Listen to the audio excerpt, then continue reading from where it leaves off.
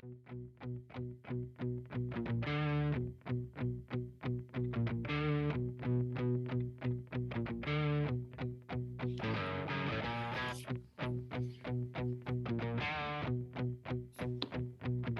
up, man? Can't hear you. Hold on.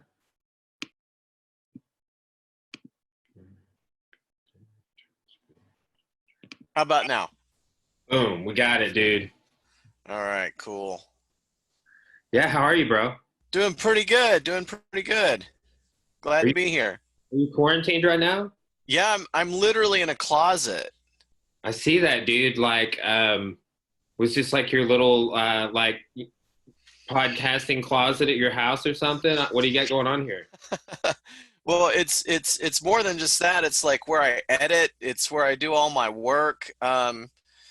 I had a building that I worked in, and then the guy who owned the building sold it out from underneath me, and then we end up in this quarantine situation like not too long after that. So I just took all of my stuff that was in my closet, took it out to my storage unit, put it in my storage unit, and converted this closet into a workspace. So it works for a lot of things. It works for I've actually done like 3 podcasts out of here, and I edit in here all the time. I call it the Closet Command Center.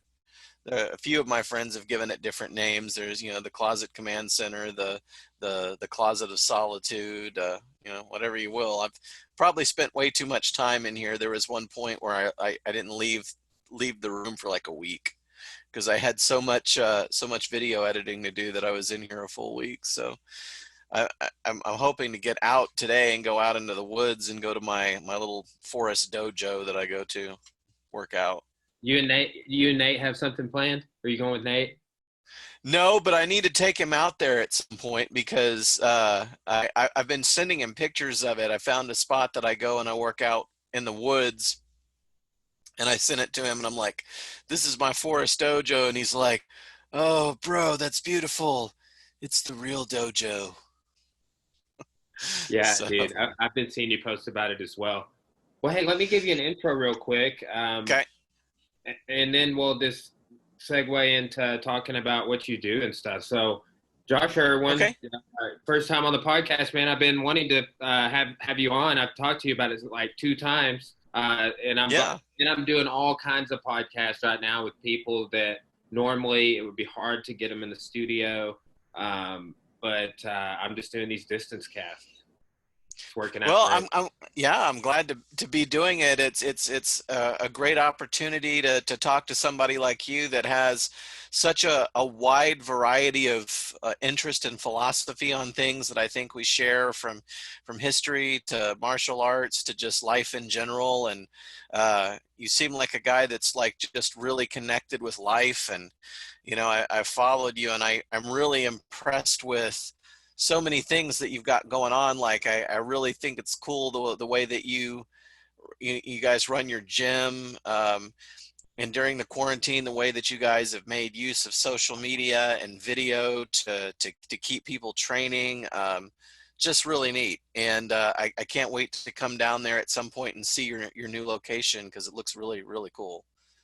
Well, bro, like I've said in the past, if you ever make the trip, we can do some training together. I'll show you anything. Because that's how we first met, is you came to Right. a seminar. So thanks for attending the seminar. I have some video from that seminar that's like one of our most viewed videos on our channel. Yeah. I shared it the other day. It was like a back take option from a From an mental arm lab. drag. Yeah, yeah. It was a back take from an arm drag, and it was cool. I still remember it, and I've used it a couple of times. And I one thing that really struck me about that particular seminar was like I really liked your teaching style, and I feel like you really made the sequence easy to understand, and it was like it clicked instantly what you were showing us, and I thought it was pretty neat. It's you and Nate kind of share that same way of breaking it down to its simplest elements and then making it something that's easy to like look at and go, okay, oh, I get that. So Man, I tried to relate to Nate like how important of an influence he's been on my martial arts. Like he doesn't even I don't even think he knows like or maybe he does, but it'd be hard to realize how profound of an influence he's had on what I do, you know. I mean, because we He, came up, we were in the same gym together and for a couple of years, and then I've just trained with him so much. I mean, the guy's my bro, literally. well, there are all these videos of him on YouTube. You can watch him like win fights in the most savage manner possible. But I've told him many times that I feel like that he is as good of a teacher as he is a martial artist, maybe even a better teacher, because there's so many things that he understands that other people, other martial arts instructors don't. I mean, I've done lots of different martial arts stuff on and on for since about 1994, and he's like just the neatest teacher I've ever had, the neatest instructor I've ever had, because he's so pure about what he wants to convey, and he genuinely just has a love and a care for his students, and he's got a very like gentle philosophy about it. It's so weird because like when I very first started training at Inferno, back when it was Inferno in Fayetteville, um, everybody was talking about him. I didn't meet him right off the bat, and everybody was talking about this guy like, he's just a cold-blooded killer. You know what I mean? They're like, oh, he knocked this guy out and all this stuff. And I'm like, do I really want to meet this guy? He sounds like he's just savage. And then I meet him and he's like the opposite of what I was expecting. He's just like this chill surfer dude, almost like just a total hippie. Like, hey, how's it going? You know, oh, bro, and it just this Zen quality of the guy. He was just so still. He is water. You know what I mean? Like that Bruce Lee philosophy about be water. That is him. Um, and then there's this thing where like he's the most gentle guy you'll ever meet, and then when he puts on gloves, it's like this switch is flipped and he becomes the cold-blooded killer, and you can see it happen, and it's like that is frightening. um, Dude, but then I know you sparred with him, but just standing in front of him when he's like zoned in and like gauging oh his my jab. gosh, it's frightening. One of the hardest, I tell people this all the time, one of the hardest times I ever got front kicked ever was by Nate. And like when it happened, I was like, why the fuck am I doing this? Like it made me question it on like a primal level. Like, what are we doing here? It was rough. And he's got like a really specific approach to the front kick, and he'll spend like 2 weeks going over just the front kick, where it's like you go in, he doesn't even really do the teep. Like everybody else really emphasizes the teep, and he likes the front snap kick where you do it off the lead leg and you move in and you close distance with it, and you strike with it and you pendulum step and you get off the line and you circle around. And that's one thing I've really loved about training with him, is that he really emphasizes the movement and the footwork. And it's not just about, okay, you get in, you throw a combination. It's like, you stay engaged, you go in, you do the combination, whatever it is. There's a defensive element to it, and then you always have to move, get out of the way, circle around. You don't just go in, come out, go in, come out. I mean, that's one thing that in our sparring sessions that he really emphasizes. He's like, oh, you guys are just moving in and moving out, like move around. And he's even right now with we're just having to, work different things over virtual classes. He's really drilling in things like, you finish any combination with a cross, bob and weave and shuffle step and get off the line and circle around. And so he'll make us practice just the shuffle steps for forever. And then, then you do the cross, and then you bob and weave and you shuffle. Or if it's a hook, you slip and you circle the other direction. And so it's like, and he makes us do the, like little ropes, and we got to practice footwork and shuffle and turn and core movement, and and he'll just do a whole class. It's like, you go to another class somewhere, you're just like throwing combination the whole class. Like sometimes you go into one of his classes, you just do footwork the whole class. I So know. it's really neat. Nate imparted a lot of his philosophies on me like that. Like some of the stuff I've been putting out with all this shadow boxing, because I've been doing instructionals and then webinar or Zooms rather on shadow boxing. And dude, there's like whole pieces of it. I'm like, I stole this from Nate. Like this, like with just different footwork drills. Like you're sitting there talking about it. I'm like reciting some of the drills that I've learned from him in my head. He programs it into you, like, boom, there you go. You're spinning around, which I think is cool. And then I've been going out to my forest dojo that I practice at out in the woods, and I've been doing it out there a whole bunch, just even in my shoes. And that's so him too, like I told you, I haven't taken him out there yet, but I've been sending him photos of it, and he's like, that's the real dojo. That's all you need. He would love it. We're going to go out there at some point and do something, hit pads or hit each other. I've only actually hit him one time. And that was, I did something he didn't expect, because I'm a lot like Dring in that my journey started with like Taekwondo. And so I did that when I was a teenager a whole bunch, and I just have maintained the Taekwondo kicking ability. And so like I'll spar with people and do all kinds of weird, like hook kicks and wheel kicks and outside crescent kicks and weird stuff. And there was one time that I did an outside crescent kick. I didn't expect it to land, and I just smashed him right in the face.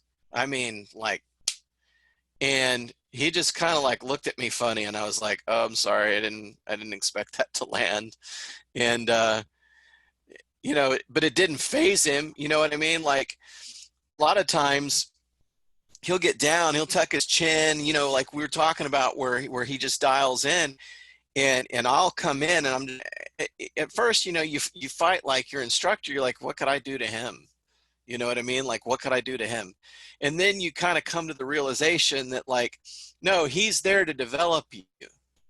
And I know that probably as an instructor and a kind of a professor yourself, that this is like, when you spar with your students, you're trying to develop them.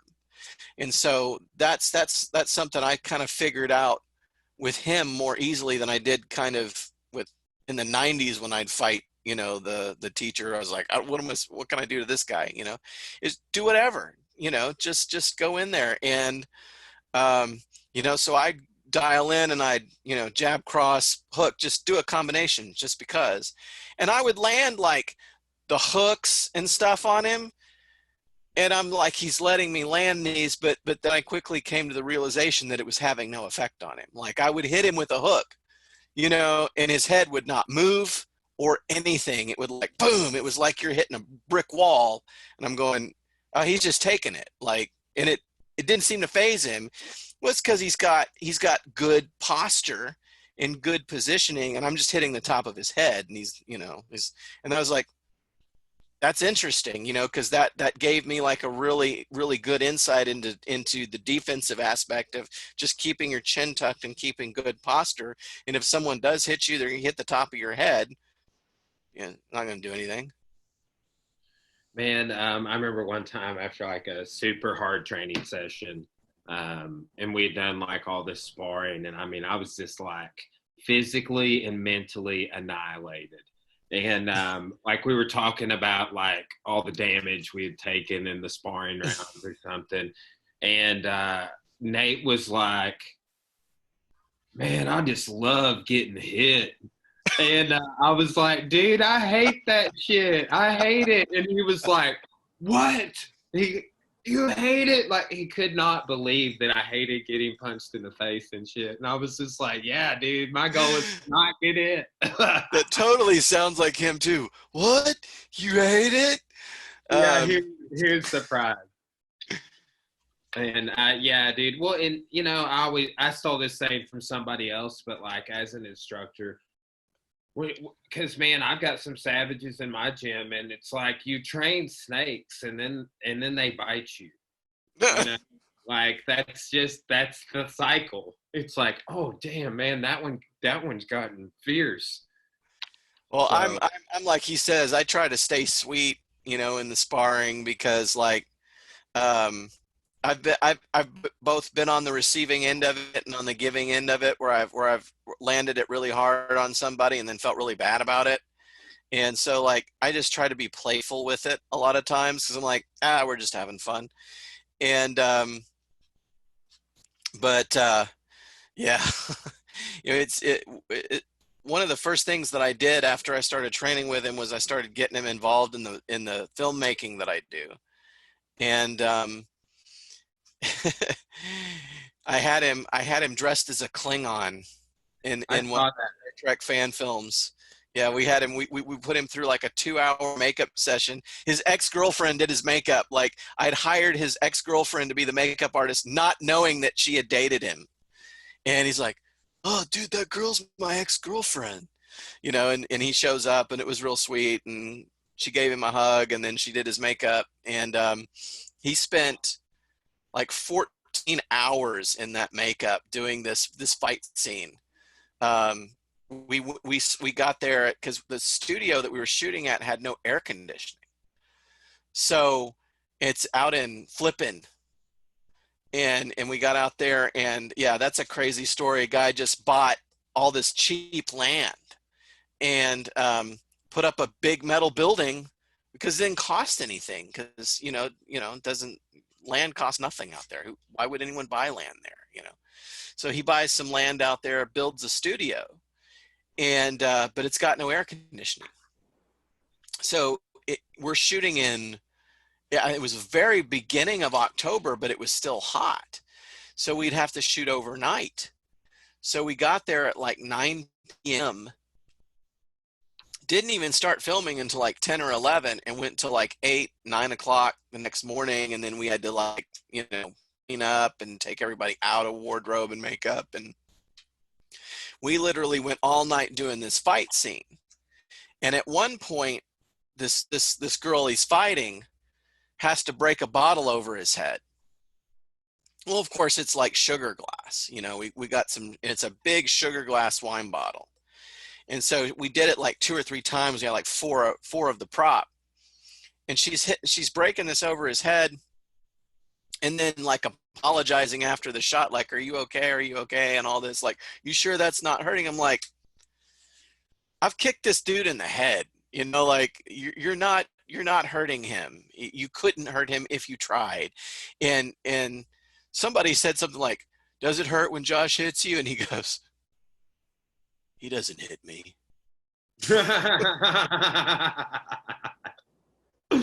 Oh man, that's funny, dude. So like, I wanted to talk to you about just kind of like what you do. Like I know a little bit about what you do because like I just picked up on it, following you on Facebook, and that's like I was like trying to like, "Hey bro, you want a free private lesson? Give me some trade secrets, for like Yeah. my podcast and video editing, just tips and tricks and stuff."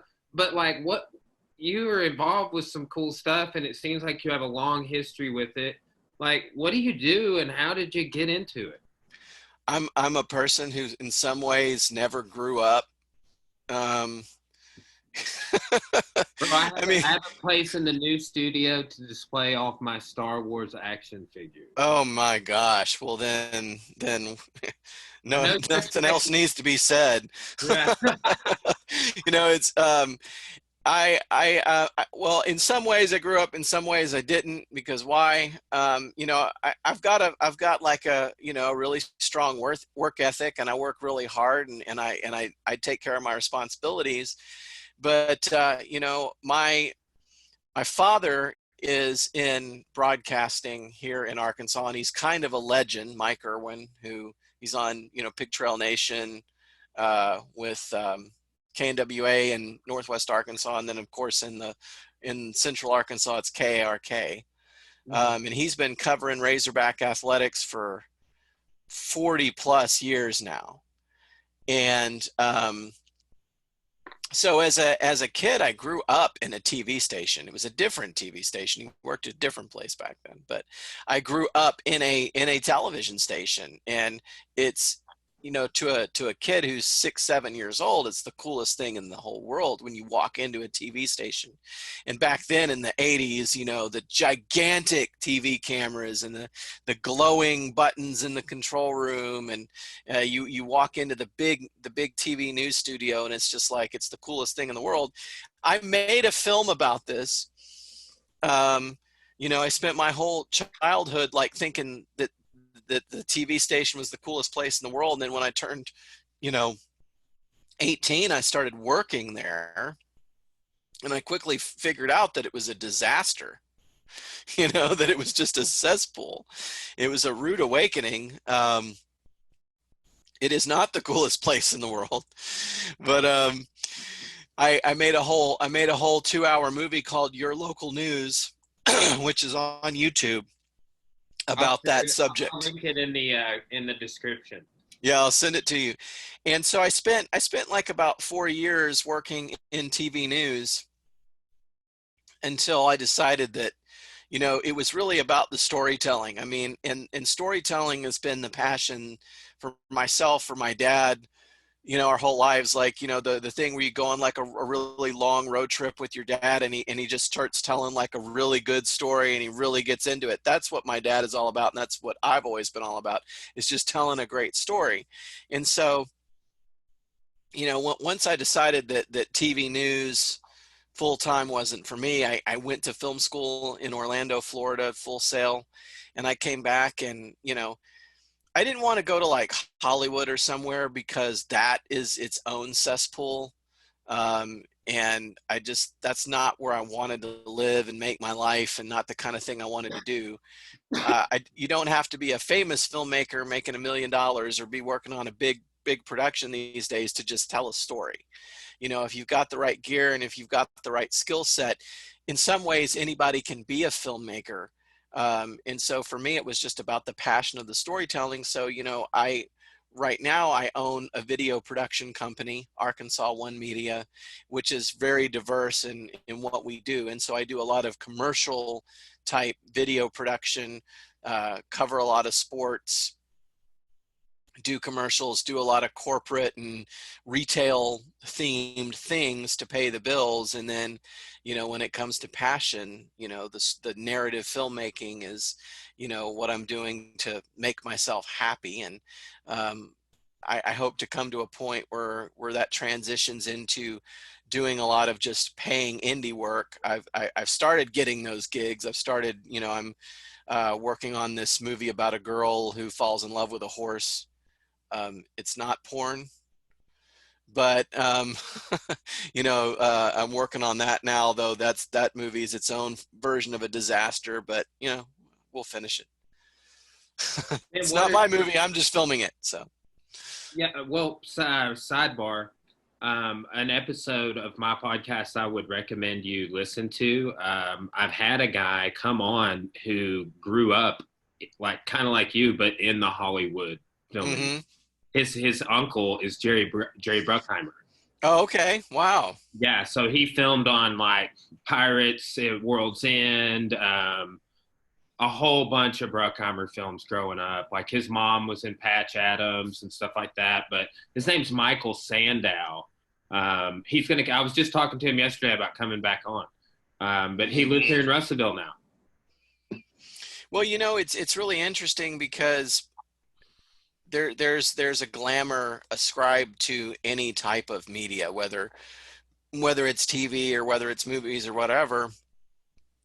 And yes, that is a thing, but the thing that you also have to understand about it is that it's not like having a normal job. You know, a lot of people have a normal job and they go do their job and they go home and they have a life. When you're involved in any kind of media, it eats your life away. It isn't just a job, it's a lifestyle. You're committing so much of yourself to that.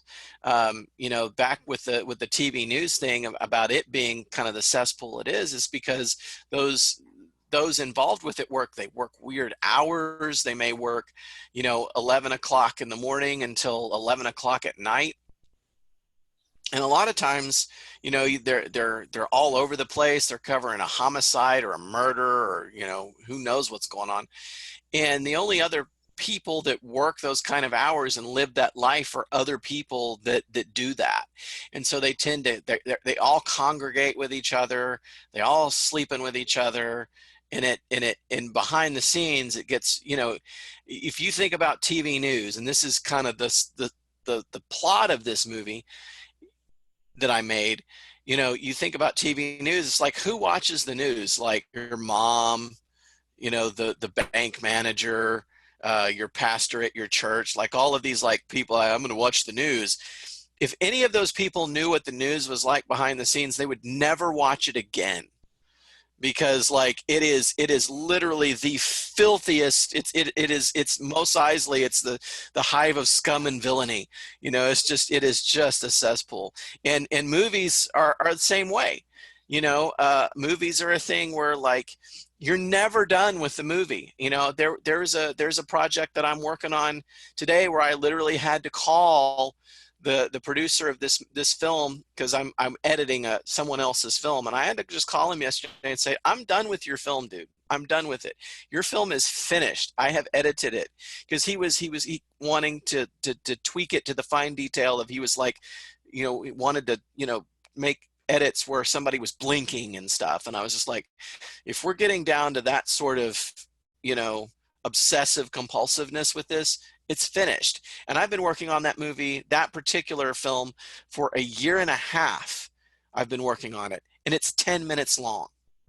And so it's like, it seems like you're never done with it. And I finally just had to say, it's been a year and a half. Your thing is finished. Everybody thinks it's great. Stop obsessing over it. But it has a way of taking over your life. You can talk about that thing we shot with Nate.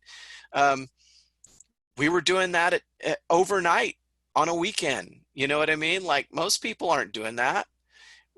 A lot of people on the weekend late at night like to go get drunk. I go shoot a film.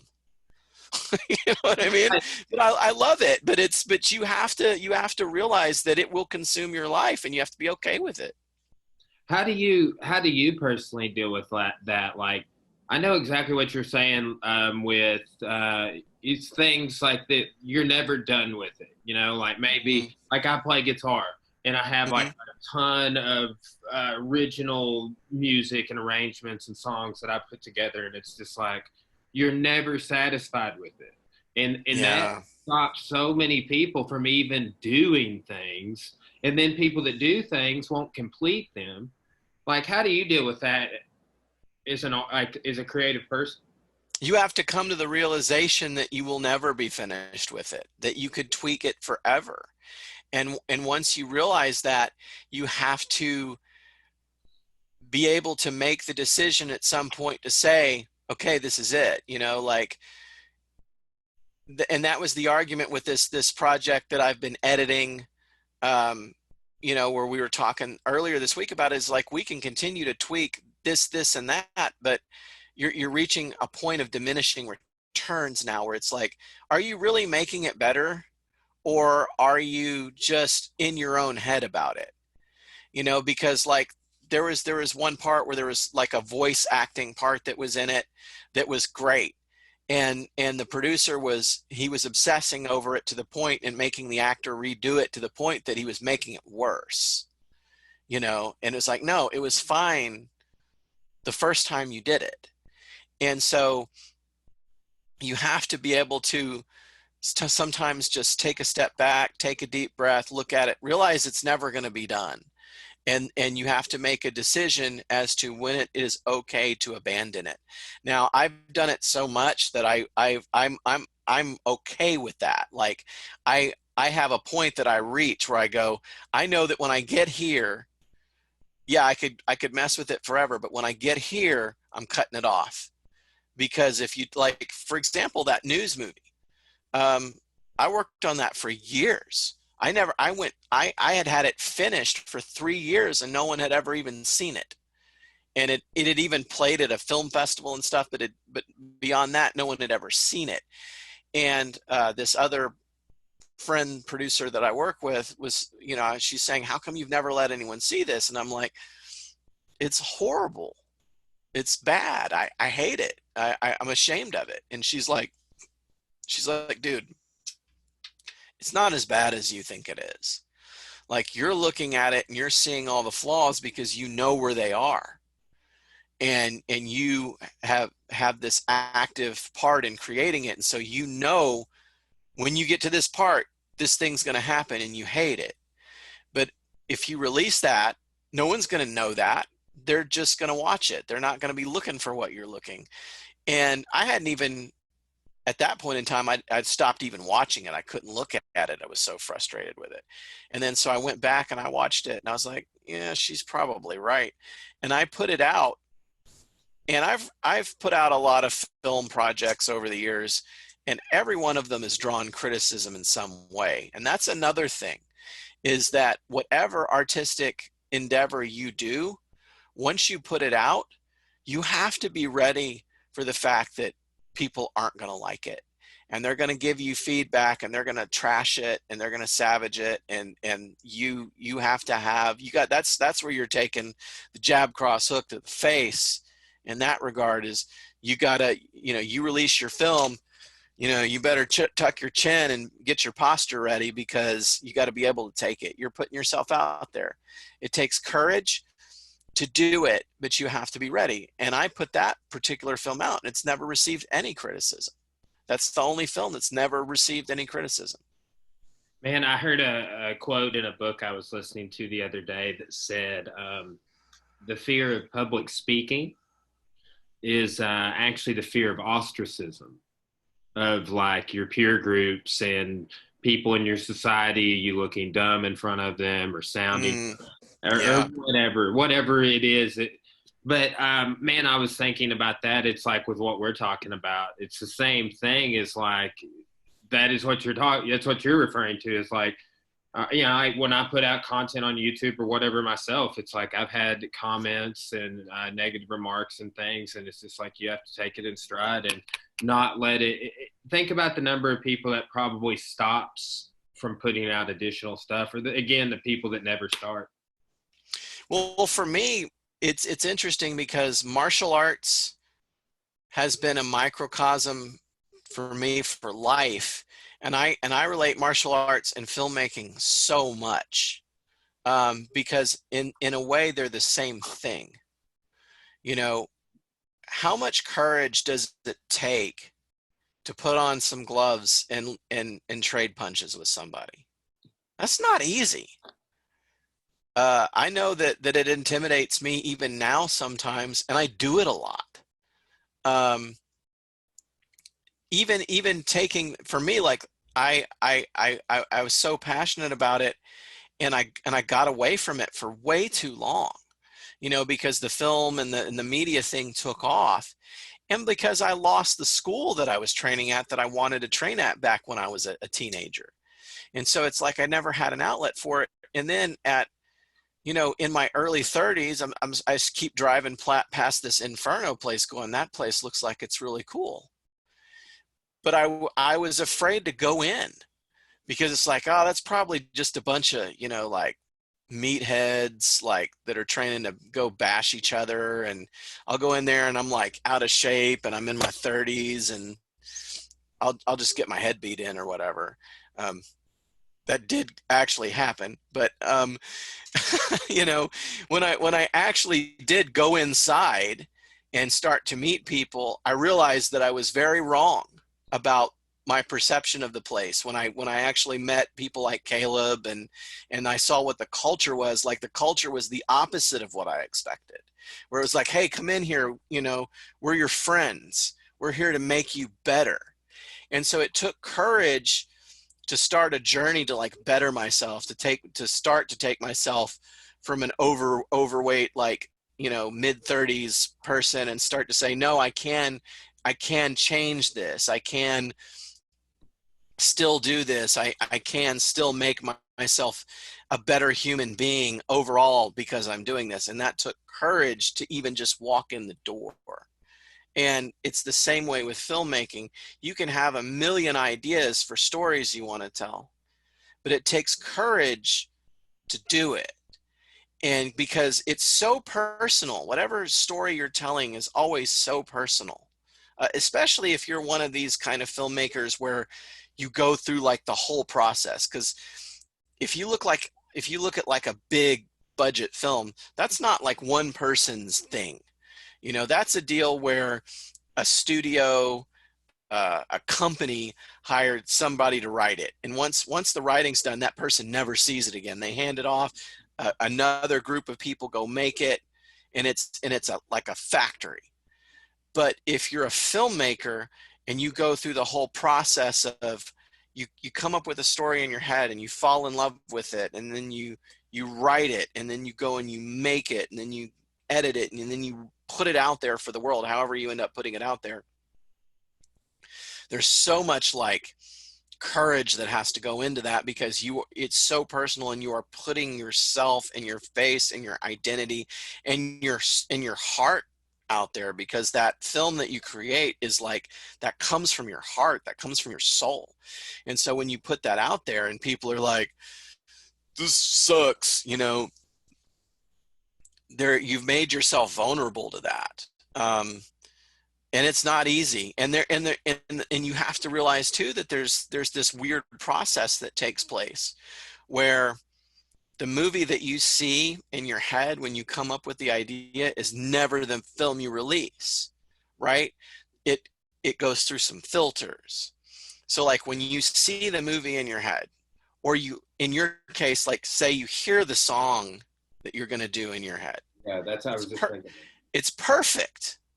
Because there's, you know, it's not, if you're coming up with a song, it's not filtered by the strings on your guitar, what kind of strings you have, or your ability to play the music, or the budget that you have to hire a band to work with you, or whatever, or the software that you use to record it or to edit it or whatever. It's the same thing. Like, you come up with that movie in your head, and you see it in your head, and it's perfect because it's not filtered by a budget, or the actors in it are perfect. It just is what it is.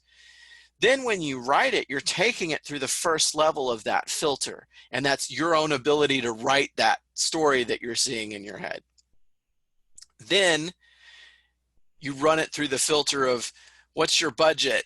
How good are the actors you hire? What locations do you have? What gear do you have? What logistics and limitations do you have to deal with?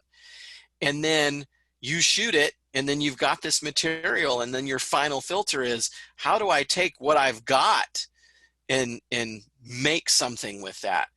And really the skill level comes in all of the negotiating that happens as you pass through these filters.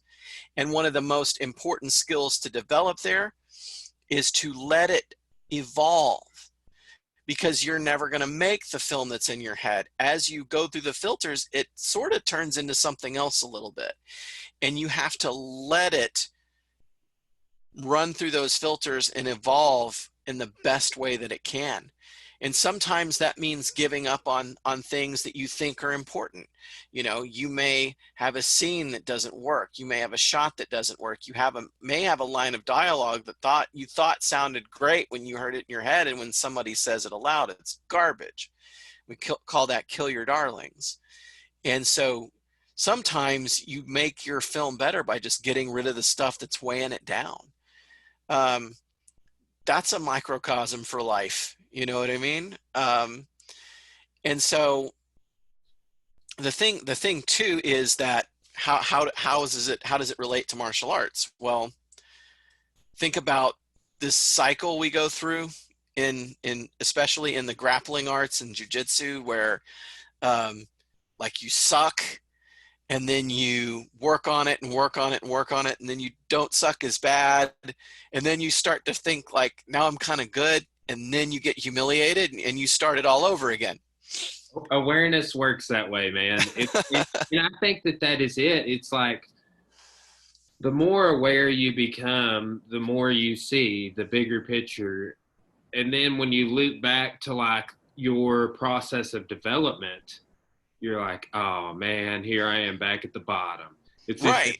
an endless cycle of self awareness. So like with a film, you know, you so often, especially if you're just like doing an indie film kind of situation where like even the level that I tend to do it, where I just go do it with my friends, you know what I mean? Like you don't have a lot of money, you don't have a lot of resources, and you start to film it, and maybe in some ways it doesn't go the way that you thought it was going to go, and you start to become disappointed.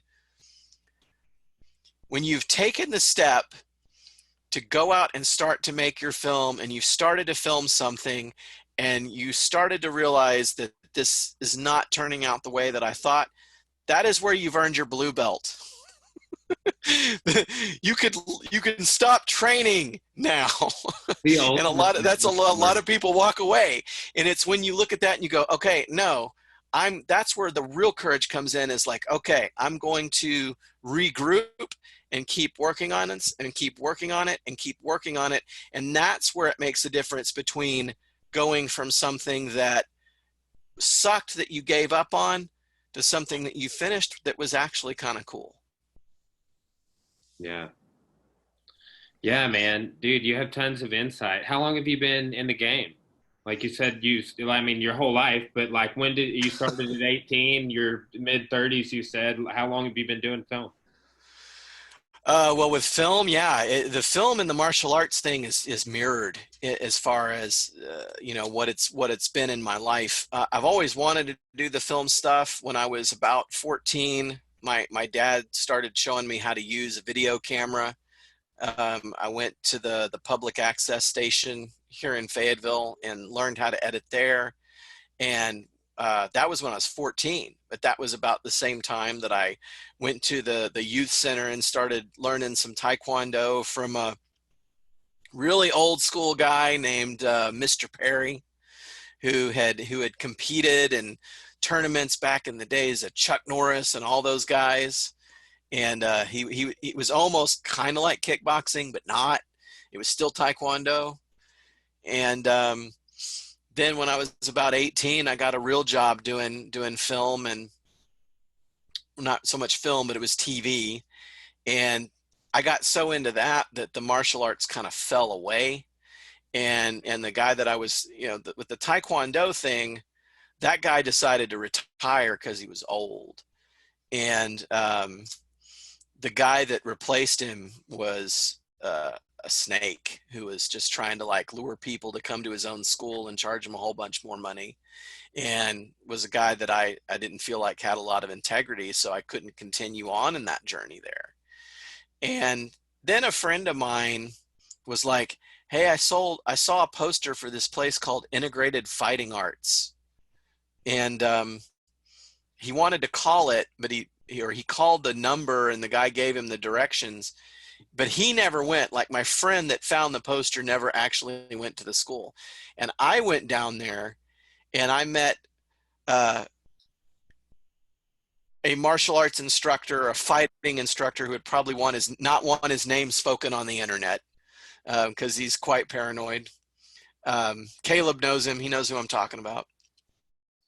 But he had a school in Fayetteville off of Dixon Street that was literally in an abandoned meat cellar, a meat like freezing, like an old freezer, essentially, just like a giant meat locker kind of situation. And you know, you go into a martial arts school and it's like there's like all these, you know, the McDojo joke now where it's the bright lights and the mirrors and all this. This was the basement somewhere, you know, really low lighting, and he had all these knives on the wall. And but this was a guy who was one of the first people ever to go, let's take some boxing and combine it with some grappling and put it all together and see what happens. And he was teaching like a form of mixed martial arts in the 90s before it was popular. His approach was really not so much competition as it was like just self-defense. he would turn the lights off and make us roll. He would make us do obstacle courses on concrete. He would make little, like knives, and we'd have to have knife fights, and it was like the most weird thing you've ever seen. But it was also just, it was the coolest place you've ever been to. And he got real into guns and that sort of thing, and started emphasizing more like guns and stuff like that, and stopped really teaching like hand to hand. And then he just kind of disappeared. And I've seen him around a couple of times and been like, "Hey, how's it going?" And he's just like, like, "Hey."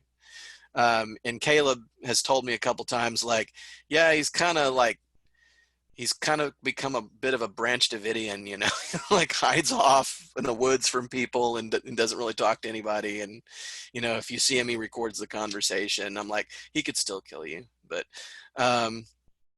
so that was an experience that changed my life, because it opened my mind up outside of the traditional martial arts world. It was my first experience with grappling. We were grappling with our shoes on.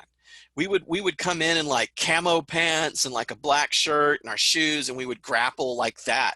He would take us outside and be like, grapple on the concrete, because like somebody might assault you in the street. You're not going to have a mat. Like roll on, and we would do it, like it was so unsafe. Sign a waiver, and we would go do it. And when I started working in TV, I just stopped doing it. And I got really out of shape, and then I found it again, started training again, lost a bunch of weight, and then got really into film again, and gained it all back. So I'm working on making another comeback. So how old were you when you decided to go to film school? I was 22. How long did you go? Do you undergraduate 4 years? No, I only did a 2-year program, because like, I wish that I had made the decision to like more concentrate on the philosophical aspects of it and the more like deep aspects of it. But back then I was just like, man, I want to get to work. I was so eager, and I was already in my early 20s. So like, I didn't want to invest a bunch of time. I just wanted to get after it. So the program that I went to was really technical in nature. It was really just about learning the nitty gritty of how it all works: cameras, lighting, audio, hands-on. It was a really hands-on film school where they just like, here's the gear, go do it. And it was an interesting program, because what you'd end up doing is you'd have class at 4 a.m.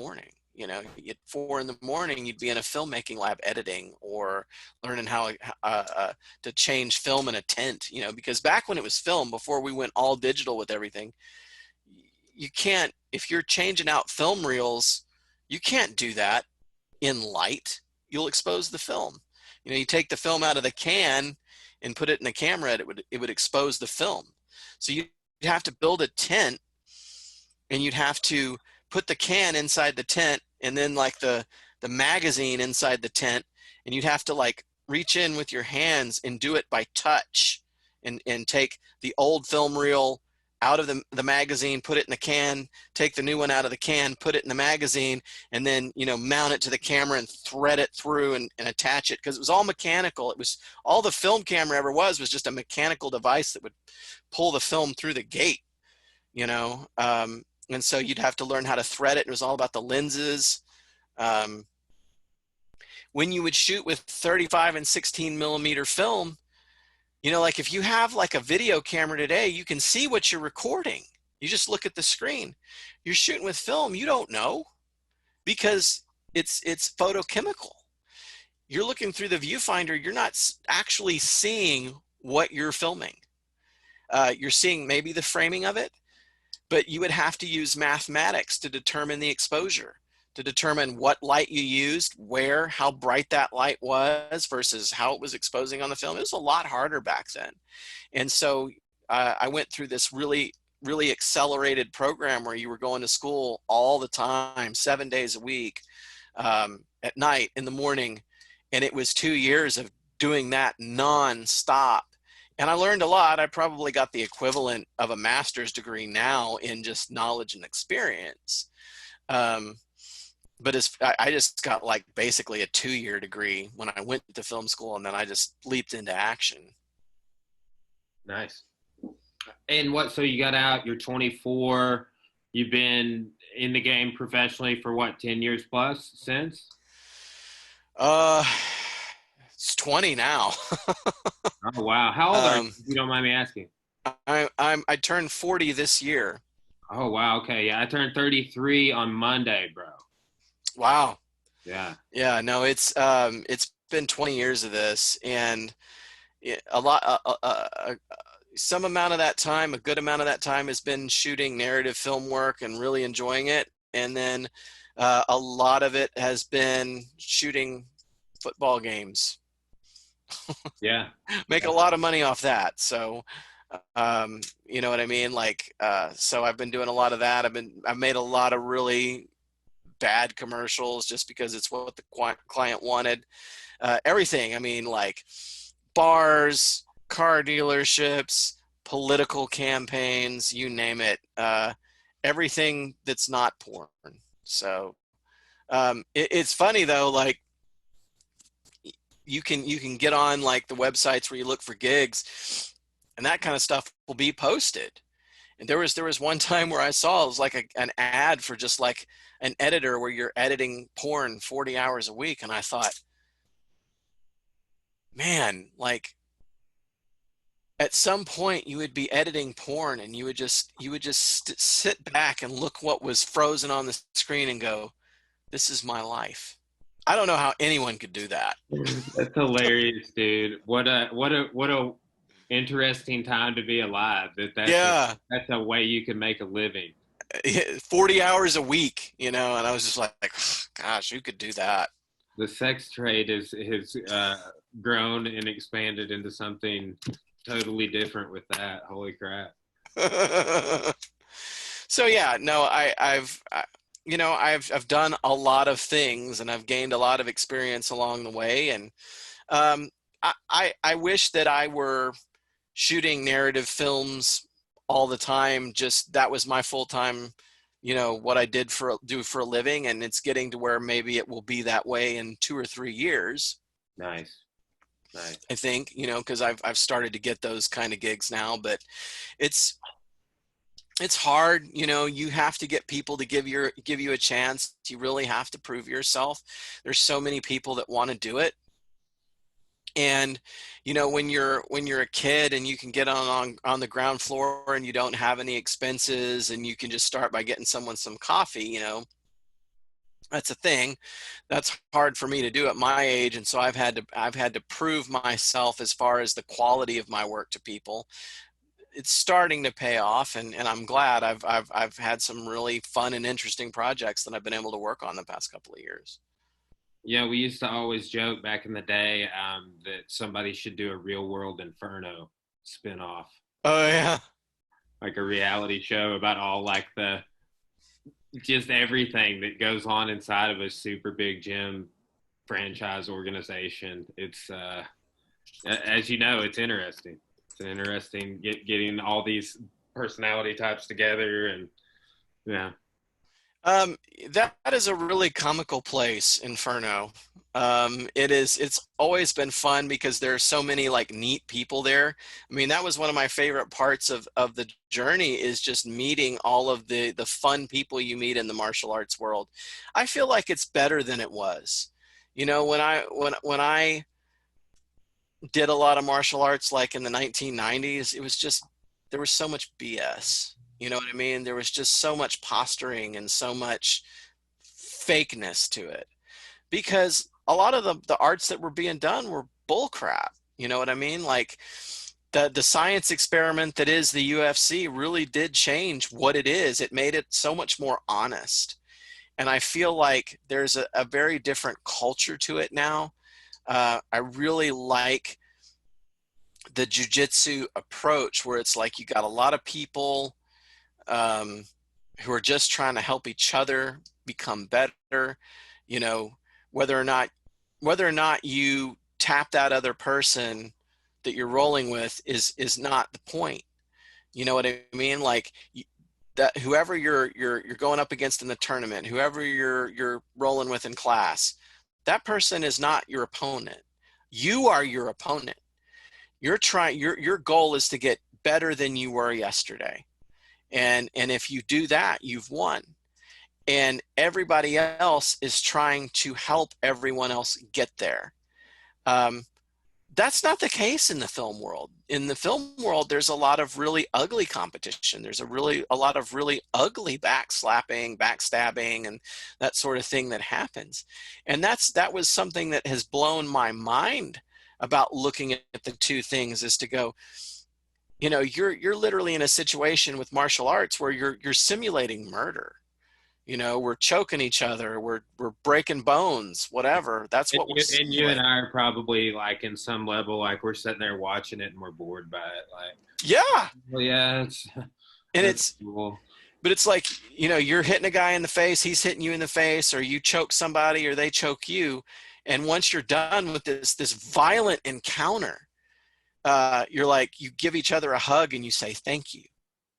You know what I mean? The whole thing starts with the secret handshake. You know what I mean? So it's like there's a camaraderie and a passion. Once you've shared that struggle for life and death with another person, they're your brother, they're your sister. And in film, everyone's is actually trying to sabotage everyone else, whereas in martial arts, everyone's trying to make each other better. And that's been an interesting thing to look at, and an interesting philosophy to me, to be like, what if you could port one to the other? What if the attitude in film is, let's try and make each other better? You know, and so that's what I've tried to do, is I'm going to go to all the people that I know in the filmmaking world and try to make them better, try to help them on their journey in the same way. And that's become an important thing to me. That's awesome, man. Yeah, I mean that should be the goal. Is you know, that saying. I hear it all the time, but just the rising tide raises all ships metaphor. You know, Mm-hmm. I mean, you know, that should be the goal versus the dog eat dog type of environment. Yeah, and in a lot, and I would imagine that there's something similar in music where, you know, everybody's real competitive.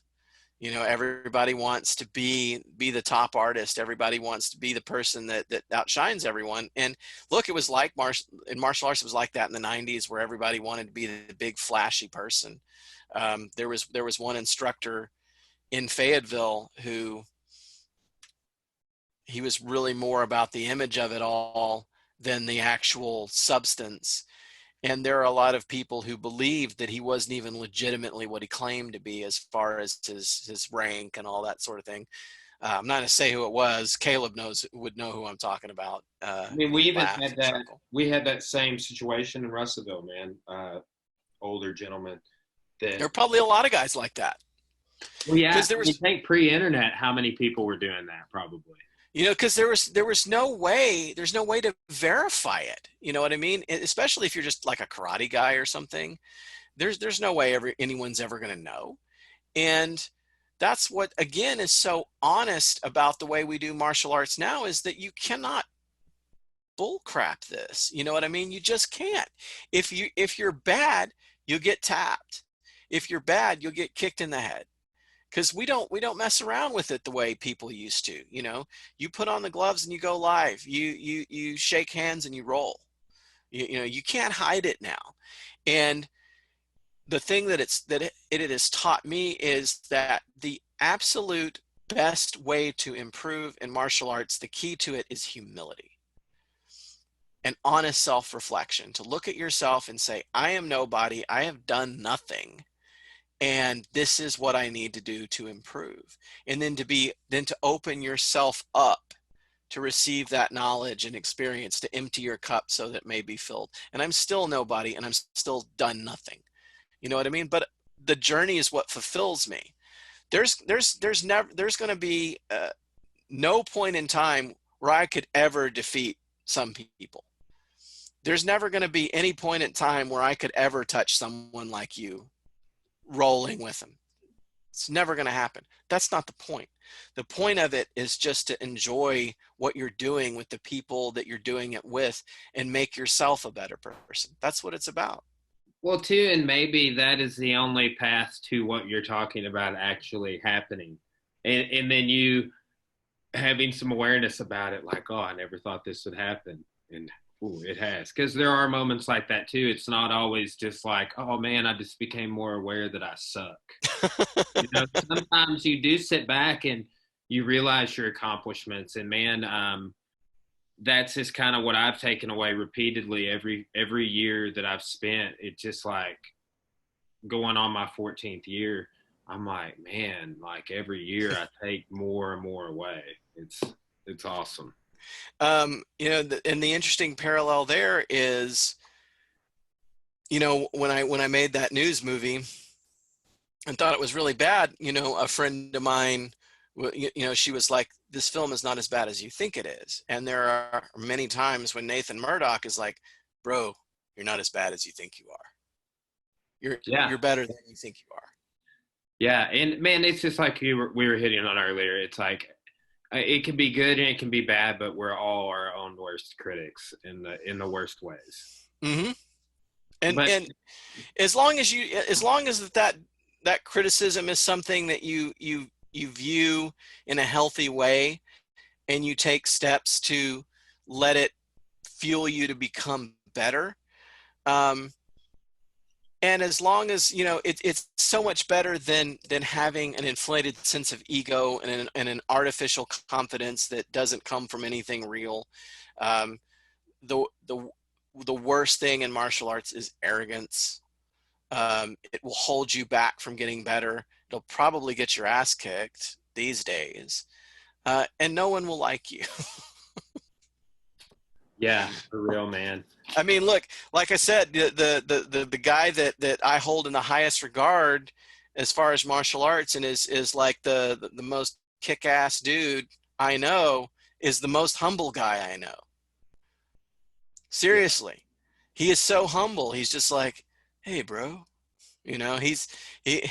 It was that the podcast he did was just so him, you know what I mean? Like he's on his skateboard. And then the part that I thought was the funniest is that after he's done skateboarding, he comes in and he gets in his bed. He's like laying in his bed, like doing this podcast. I'm like, who's doing the podcast from their bed? It was so him. And I was like, I love the part where you just like went and laid in your bed. And he's like, oh, I forgot I did that. Dude, I was talking with Nate about like this martial arts and like how like we were actually talking about Justin Rader. Have you trained with him yet? I've met him. I've not seriously trained with him at all.